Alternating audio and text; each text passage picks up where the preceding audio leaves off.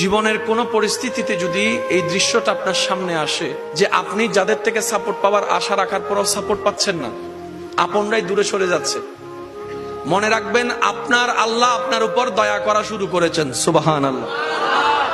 ওই বিপদ থেকে আপনি যাদের সাপোর্ট নিয়ে উঠতে চাচ্ছেন, রব চাচ্ছেন আপনাকে কেউ না করুক সাপোর্ট, আপনার আল্লাহই স্বয়ং আপনাকে সাপোর্ট করতে চাচ্ছে বলেই মানুষকে দূরে সরাই দিচ্ছে। সুবহানাল্লাহ। জীবনে যদি কখনো দেখেন কাছের মানুষ দূরে সরে যাচ্ছে, বেঈমানি করছে, দুই নম্বরই করছে, চোখ উল্টাই ফেলছে, আপনি বুঝে নিবেন আল্লাহ তাআলা আপনাকে দুনিয়ার আসল চিত্র দেখাচ্ছে। আপনি যেন বুঝতে পারেন আপনার আপন বলতে আল্লাহ ছাড়া, আপনার আপন বলতে আপনার নবী ছাড়া আসলে আর কেউ নাই, আসলে কেউ নাই, আসলে কেউ নাই।